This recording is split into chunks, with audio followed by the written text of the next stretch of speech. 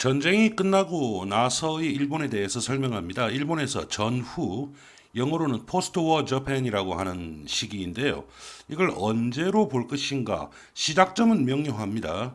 지금 사진에 보시면 왼쪽에 보이는 일본이 이제 항복을 서명을 하는 사진인데요. 1945년 8월 15일부터가 시작입니다. 그런데 그 끝에 대해서는 일반적으로는 지금 오른쪽에 1951년에 샌프란시스코 평화회의에서 평화 조약을 맺은 그 시점까지를 일본의 전후라고 보는 사람들도 있고, 또 어떤 사람들은 일본이 그 1971년이었죠. 오키나와를 미국이 일본에 반환했습니다. 그때까지를 전후로 보기도 하고, 또 조금 길게 보는 사람들은 히로히토 천황, 쇼와 천황이 죽는 1991년까지를 즉 일본의 전후로 본다. 이런 얘기도 있습니다. 그런데 지금 우리가 얘기하고자 하는 일본의 전후에 대해서는 아무래도 지금 왼쪽에 보이는 일본의 항복으로부터 1951년 에 체결된 샌프란시스코 평화조약. 그런데 이게 51년에 체결되었지만 발효가 된 것은 1952년이었습니다. 그래서 1952년까지를 일본의 전후로 보는 그런 경향도 있다는 사실부터 말씀드리고 가겠습니다. 미국은 사실 일본은 물론 모든 전쟁 그 대상 국가에 대해서 오래전부터 전쟁 초기부터 모든 계획을 다 세우고 있었습니다. 그래서 프랭클린 루즈벨트 대통령이 이미 1942년 2월에 Advisory Committee on Post-War Foreign Policy라고 해가지고 전후 외교 관계에 대해 전후 국제 정책에 관한 자문위원회라고 하는 것을 설치했습니다. 일본이 미국의 진주만을 기습한 것이 1941년 12월입니다. 그런데 불과 3개월 후에 이미 이런 위원회를 설치를 했던 겁니다. 그래서 전쟁이 끝날 때까지 이 위원회가 234회에 걸쳐서 회의를 개최했습니다.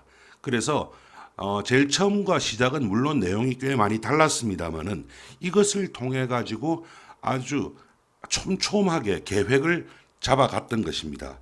그렇게 해서 물론 그 세월이 지나면서 전황에 따라서 내용은 조금 달라졌습니다만은 미국은 이미 아주 철저한 계획을 가지고 있었던 것입니다. 그렇게 해가지고 일본이 이제 멸망하게 이제 항복이 아마 눈앞에 들어오게 되면서 일본 땅을 누가 어떻게 점령해서 어떻게 할 것인가에 대해서 계획을 세웠습니다. 이 지도를 보시면 지금 1번 마우스로 제가 보여드리는데 1번이라고 표시되는 부분이 있으시죠? 이 부분이 바로 일본 본토입니다. 4개의 큰 섬입니다. 혼슈섬, 그 다음에 홋카이도섬, 큐슈섬, 그 다음 시코구섬. 요 4개인데요. 요 4개에 대해서는 기본적으로 연합군이라고 얘기는 했습니다만은 실질적으로 뭐 이것은 미군이 점령을 한다라고 이제 처음부터 가정을 하고 있었고, 그 다음에 여기 이제 마우스로 보이는 2번에 타이완, 대만이 그 당시에 일본 점령하에 있었거든요. 대만하고 옆에 있는 펑후 열도, 요 섬까지는 그럼 누가 점령을 하느냐? 이것은 중국군이 점령을 한다라고 돼 있었습니다. 참고로 여기서 말하는 중국군은 우리가 지금 생각하는 마오쩌둥, 그러니까 공산군이 아니고 그 당시에 이미 그 중국을 거의 점령을 하고 있다고 보이던 장개석의 군대였습니다. 그 다음에 3번이 중요합니다. 여기가 이제 사할린이죠. 사할린 같은 경우 이미 오래 전부터 중간에 선을 잘라가지고 러시아와 일본이 공동으로 통치를 하고 있었죠. 그런데 분할 통치를 하고 있다가 러시아는 소련으로 나라 이름이 바뀌었지 않습니까? 그래서 이 부분에 대해서는 기본적으로 소련이 가져간다라고 하는 것을 했습니다. 사실 소련은 어떤 식으로든 일본의 그 4개 본토섬, 특히 홋카이도라도 점령을 하고자 있는 힘을 다했습니다. 그래서 1945년 8월 15일에 항복은 분명히 했습니다마는 그 이후에도 소련군은 이쪽에다 계속 공격을 퍼부었고, 일본군도 그때 이미 항복을 했지만 거기에 대해서는 아주 단호하게 이렇게 대응을 했던 겁니다. 그 다음에 이제 4번 여기 지금 우리나라 남한이 보이지 않습니까? 이거는 우리가 잘 아는 바와 같이 미군이 점령한다. 그 다음에 5번 여기 랴오닝 여기가 상당히 중요한데요. 여기가 참 애매한 곳입니다. 여기에 대해서 기본적으로 소련은 원래 러시아에 의해서 우리 땅이다라고 얘기를 했습니다. 그런데 거기에 대해서 미군은 인정을 하지 않았죠. 그렇게 해서 5번의 경우에는 다시 중국이 가져가는 걸로 하고, 그 다음에 6번 만주 땅하고 그 다음에 북한 38도선 이북의 북한에 대해서는 소련군이 점령하고, 그러면 나머지 남는 것이 아주 7번 여기에 있는 남태평양에 있는 일본군들이 점령을 했던 아주 광범위한 지역에 많은 섬들이 있지 않습니까? 이 섬들은 그러면 어떻게 할 것인가에 대해서 얘기가 있었는데, 이거는 뭐 원래 주인들이 대개 다 서양 국가들입니다. 그래서 서양 국가들, 그리고 주로 미국이 주로 많이 점령을 하고요. 그 다음에 이 부분인데요. 여기가 지금 남사군도입니다. 지금도 아주 시끄러운 곳이죠. 여기를 제일 처음에 중국이 점령을 한다라고 했다가 중간에 바뀌었어요. 그러다 보니까 지금 이제 남사군도 문제가 그대로 일어나는 겁니다. 즉, 지금 세계적으로 일어나고 있는 각종의 복잡한 일들, 이런 일들이 대개 다 이때부터 시작이 된 것이고, 기본적인 질서도 이때 만들어졌던 것입니다. 일본이 항복을 하고 나서 연합군들이 당연히 일본 땅을 밟았습니다. 그리고 우리는 미군만 생각을 하는데 꼭 미군만 왔던 건 아닙니다. 지금 보이는 곳이 어디냐면 나가사키 인근에, 나가사키시는 뭐 원자폭탄에 의해서 완전히 초토화되었으니까 사람이 갈 필요도 없었고 쿠레라고 하는 곳이거든요. 여기에 인도에서 온 구르카 용병들, 그러니까 영국군의 이름으로 왔습니다. 구르카 용병들이 진주하고 있는 장면입니다. 그래서 일본이, 미국 같은 경우에 영국군이 일본에 들어오는 것까지는 뭐 굳이 막을 필요도 없었고 또 막고 싶어 하지도 않았습니다. 미군의 경우에 계속 늘어나서 나중에 일본을 점령하고 있던 미군이 총 43만 명까지 올라갔습니다. 그런 입장에서 이미 전쟁도 끝났는데 43만씩이나 일본에 주둔을 시키는 데는 상당히 큰 부담이 되었던 것이죠. 그러니까 다른 나라 군대, 특히 영국군이, 뭐 인도 사람들이지만 영국군이 이렇게 온다는 것을 미군이 싫어할 이유가 별로 없었던 것입니다. 이렇게 해서 외국 군대들이 하나하나 들어오기 시작을 했습니다. 막상 가봤더니 상황은 이랬습니다. 지금 여기가 어디냐면요, 일본 동북부에 있는 도시 시즈오카입니다. 시즈오카인데요. 시즈오카가 뭐 군사적으로 과연 어느 정도의 가치를 가지고 있었는지에 대해서 얘기하기는 어렵습니다만은 아무튼 이렇게 완전히 폐허가 된 곳이었습니다. 이것이 일본 시즈오카만 그랬던 것이 아니고 일본 전역이 다 그랬습니다. 지금 이건 조금 보여드리기가 조금 힘든 사진이긴 한데 밑에 꼭 쓰레기 같이 까맣게 있죠. 이게 쓰레기가 아니고요. 동경에서 1944년도에 폭격을 맞아서 죽은 사람들의 시체입니다. 다 타버렸죠. 이 정도였습니다. 그 다음에 지금 이게 이제 1946년의 니혼바시, 그러니까 니혼바시니까 일본 동경에서도 아주 중심가입니다. 그런데 겉으로 보면 건물들이 멀쩡하게 잘 서 있는 것 같이 보이기 쉬운데요. 지금 이 부분 보십시오. 마우스로 보시는 이 부분 완전히 폐허가 되어 있지 않습니까? 예, 지금 일본 전국이 거의 그랬습니다. 그 다음에 이거는 이제 원자폭탄을 맞은 곳이니까 나가사키입니다. 얘기할 필요가 없는 곳이죠. 이렇게 일본 전국이 농촌 지역을 좀 제외하고는 전부 다 그렇게 돼 있었습니다. 이런 상황에서 일본 사람들이 삶이라고 해서 그렇게 녹록하지는 않았겠죠. 그래서 일본 사람들이, 이게 지금 이 사진이 1945년 12월, 그러니까 그해 겨울입니다. 그해 겨울에 일본 동경의 우에노 부근에 있는 한 지하도에서 찍은 사진입니다. 그랬더니 집을 잃은 사람들이 그 당시에 이렇게 살고 있었습니다. 집이 뭐 다 없어져 버렸으니까 이렇게밖에 살 수가 없고, 거기다가 그때가 겨울이었기 때문에 추우니까 방법이 전혀 없었던 것이죠. 실제로 전 일본이 뭐 대충 이런 상황이었다라고 보시면 큰 무리가 없습니다. 그래서 이게 또 어려워진 이유가 또 따로 또 있는 게 1945년 8월에 항복을 했지 않습니까? 그리고 나서 바로 다음 달인 9월에 또 태풍이 왔습니다. 그러니까 먹을 것마저도 없었습니다. 대책이 없어진 거죠. 그러니까 미군이 처음 일본에 갔을 때 뭔가 계획은 있었는데 이 부분은 계획에 안 들어 있었습니다. 그래서 가장 급하게 했던 것이, 물론 뭐 이거는 일본만 그런 것이 아니고 다른 나라도 그랬는데, 급하게 원조를 해가지고 사람들을 밥을 먹여야 했습니다. 이게 바로 여기 보면 영어로 나오죠. Government Aid and Relief in Occupied Areas.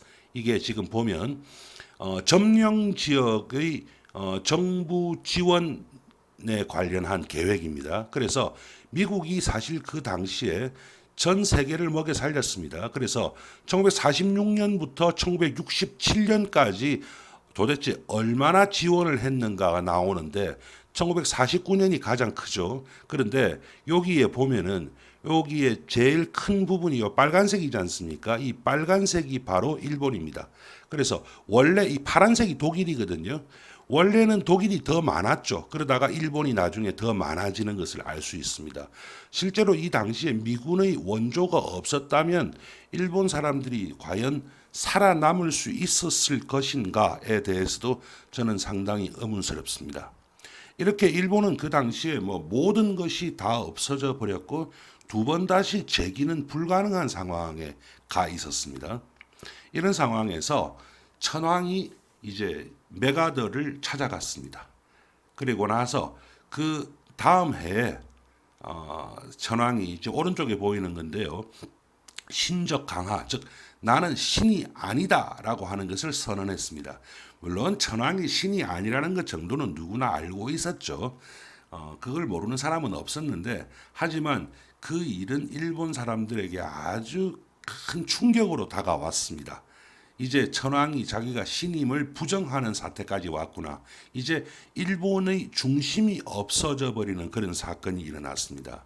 실제로 그 이후에 미국이 군정 기간 동안, 점령 기간 동안 일본에 대해서 했던 하나하나를 보면 어쩌면 이렇게까지 철저하게 할 수 있었을까 하는 것이 참 놀랄 정도입니다.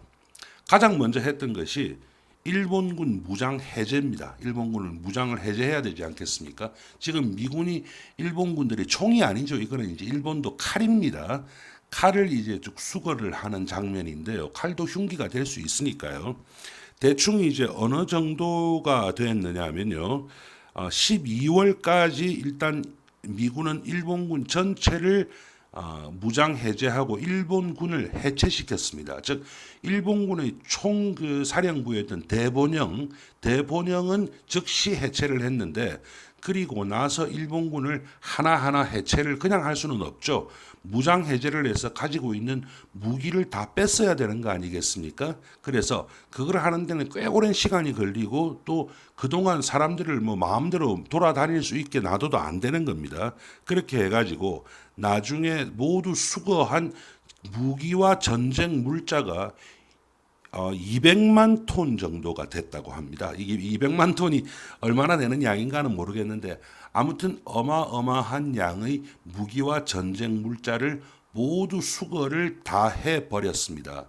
그런데 실질적으로 그거는 일본 본토에 있다든지 아니면 남양군도에 있다든지, 즉 미군이 점령한 지역에 해당하는 얘기였지, 중국에 있는 관동군의 무기들은요, 소련군과 중국군, 그리고 특히 중국군 중에서도 팔로군, 공산군의 손에 꽤 많이 들어가고 나중에 국공내전에서 그 무기가 잘 사용이 됩니다. 그 다음에 이제 했던 것이 정치범들을 모두 석방을 했습니다. 지금 이 사진은요, 1945년 10월 10일입니다.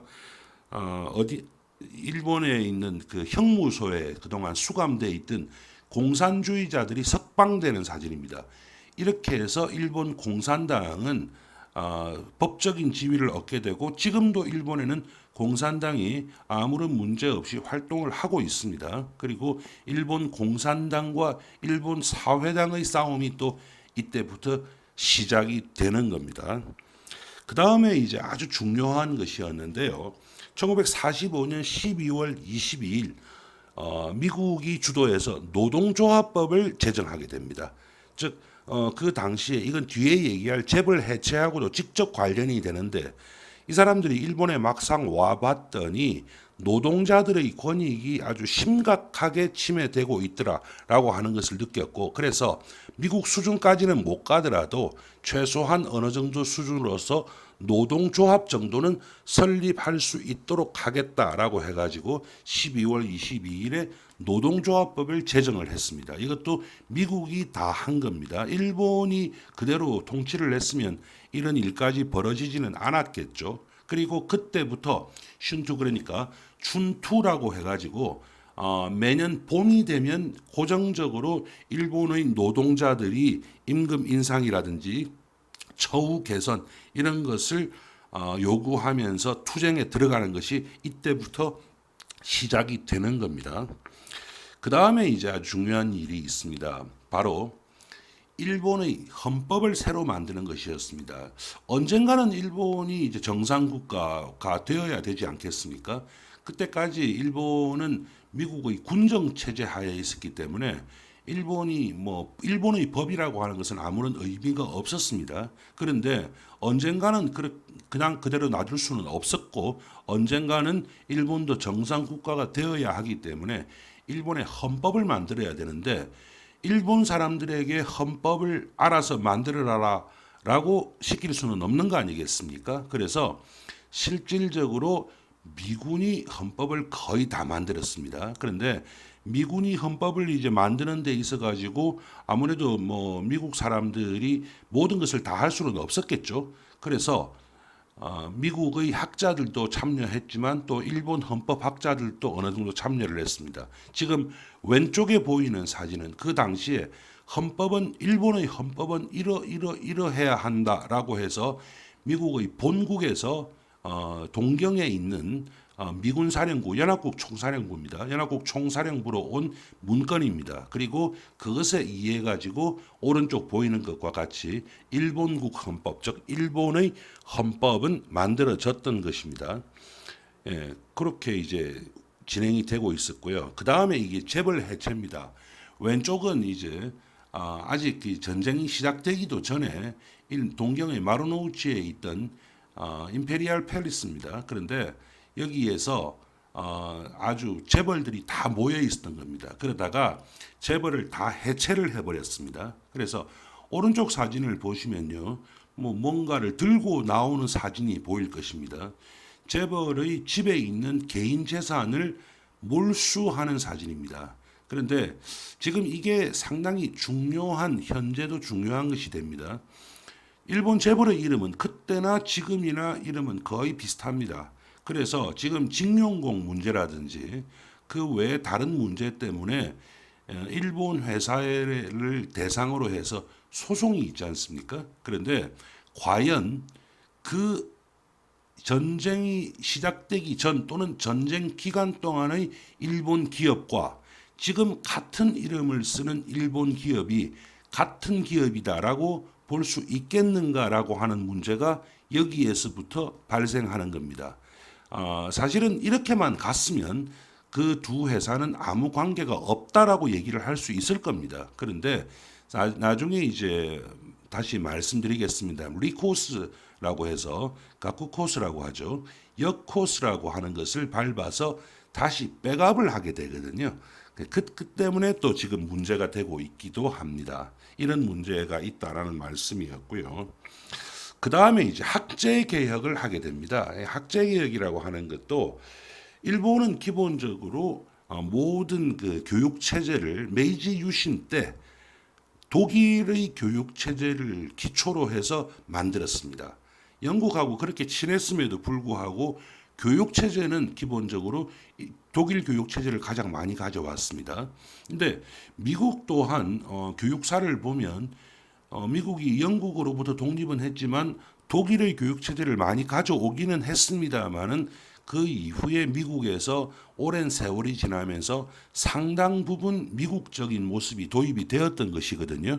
그래서 그 당시에 메가드를 중심으로 한 동경에 있는 연합국 총사령부에서는 일본의 교육 체제를 완전히 다 바꿔버렸습니다. 그리고 이것을 학제 개혁이라고 이름을 붙였던 겁니다. 그 다음에 이거 아주 중요한 이야기입니다. 바로 농지 개혁이라고 하는데요. 보통 일본에서는 이걸 농지 개혁이라고 하지 않습니다. 농지 해방이라고 합니다.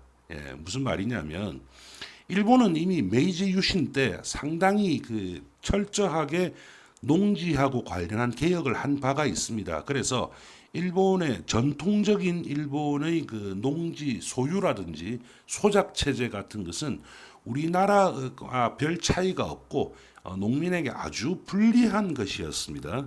그런데 그래서 이제 데리고 온 것이 미국의 울프 라드진스키라고 지금 이제 왼쪽에 보이는 사람입니다.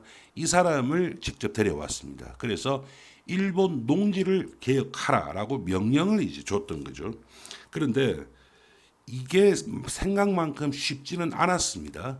그래서 완벽하게 하기는 어려웠습니다. 완전히 완벽이라고 하는 것은 완전히 다 뒤집어 버리는 것은 어렵다는 거죠. 그래서 실질적으로 이 사람이 뭔가를 하기는 쉽지가 않았기 때문에 일본 사람 와다 히루라고 하는 사람을 데리고 와가지고 일단 소유권이 불분명했던 땅들에 대해서 그 소유권을 명확하게 이제 해주고 그리고 소작 제도에 대해서 현대적으로 바꿨습니다. 세계 어느 나라를 막론하고 농지 개혁을 잘못하면은 어떠한 개혁도 성공할 수 없습니다. 그리고 그것은 곧 혁명으로 갑니다. 바로 쿠바가 그랬습니다. 그런데 지금 왼쪽이 그 당시 일본의 그 신문에 나온 만화죠. 카툰인데요. 여기 보면 백성을 여기 일본 봉건 제도라고 하지 않습니까? 일본의 봉건 제도가 이 사람 자본가의 모습이죠. 모자 쓰고 있는 거 보면 봉건 제도가 백성의 등 위에 타고 백성들을 힘들게 하고 있었는데 이 일본 봉건 제도를 아메리카가 즉 미국이 이렇게 확 없애버렸다 해가지고 상당히 긍정적으로 표현을 하고 있습니다. 실제로 일본의 농업은 뭐 메이지 유신 이전에는 말할 것도 없었는데 그 이후에도 언제나 도시에 비해서 상당히 일본 농촌은 가난했습니다. 그런데 그 이후에 이제 일본 농촌이 상당히 소득이 올라갔습니다. 그리고 지금은 이제 농촌이 그렇게 도시와 큰 차이가 나지 않는 부농의 국가로 돼 있거든요. 그것이 여기서부터 시작이 된 것입니다. 그 다음에 이제 중요한 것이 동경 전범 재판입니다. 왼쪽에 보이는 사진, 이 사진에 안경 낀 피고인이 있을 겁니다. 이 사람이 바로 동경 전범 재판에 가장 제일 중요했던 사람이죠. 도조 히데키입니다. 그래서 전범 재판이 열렸습니다. 어차피 전범 재판은 여기서만 열리는 것이 아니고 이거는 동경 전범 재판이라고도 얘기를 합니다만은 정식 명칭은 파이스트 그러니까 극동 전범 재판입니다. 독일의 뉴렌베르크에서도 똑같은 전범 재판이 열렸습니다. 그런데 이 양쪽에서 열렸던 전범은 A급 전범들 그러니까 국가와 전쟁에 관한 중요한 정책을 결정을 했거나 할 위치에 있었던 사람들을 대상으로 하는 전범 재판이었습니다. 그래서 이 부분에 대해서 현재 논쟁이 많이 있습니다. 그래서 어떤 쪽에서는 이것을 대충 하는 바람에 그 이후에도 일본이 전혀 반성을 하지 않는다라고 얘기를 하는 사람도 있고 또 어떤 사람은 또 다르게 얘기를 합니다. 이렇게 전범 재판을 열었다고 하는 것은 미국의 입장에서 어떤 식으로든 일본을 이제는 예전과 같은 상황으로 돌아가게는 할 수 없다라고 하는 것을 얘기한 것이죠. 여기까지 잘 가고 있었습니다. 그러다가 The Reverse Course라고 해가지고 여기에 보면 한자로 역자 아닙니까? 역코스라고 되어 있습니다. 이게 이제 일본 말로 얘기를 하면은요, 갸쿠 코스라고 얘기를 발음을 하는데 세계 질서가 변하기 시작했습니다. 원래 그렇게 큰 어려움이 없을 것이라고 생각을 했던 소련이 아주 큰 힘을 얻게 되면서 냉전이 시작된 겁니다. 냉전이 시작되면서 미국이 일본을 바라보는 시각이 달라졌습니다. 그전에는 뭐 그냥 점령했다가 나중에 놔주고 나서 뭐 이 사람들은 뭐 농업 국가로서 아름답게 살아가면 되지라는 생각을 기본적으로 하고 있었거든요. 그랬는데 막상 냉전이 오니까 일본을 이용을 해야 되는 상황이 왔던 겁니다. 그렇게 하면서 거의 모든 개혁 조치들이 원래는 상당히 그 민주적이고 그 다음에 미국 수준의 민주를 누릴 수 있도록 하는 방향으로 가다가 이때부터 얘기가 점점 달라지게 됩니다. 그렇게 하면서 미국이 일본을 그 이후에 다루는 정책이 점점 달라졌습니다. 이렇게 해서 이 모든 것을 뚫고 1951년에 이렇게 일본과 그 모든 이제 전쟁 당사국들이 평화 조약을 맺게 됩니다. 평화 협정을 맺게 되고 이게 샌프란시스코에서 그 당시에 서명하는 사진입니다.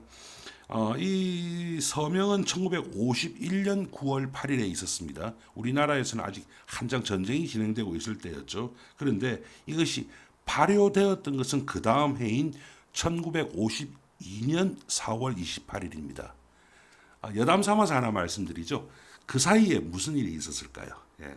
그 사이에 우리나라의 이승만 정권이 평화선이라고 하는 것을 발표를 해버리고 나서 그리고 나서 그 당시까지 서로 애매하던 독도를 완전히 점령을 했습니다. 그런데 일본은 평화조약은 맺었지만 평화조약의 발효가 몇 달 차이가 났던 것이죠. 그래서 뭘 어떻게 할 수 있는 도리가 없었습니다.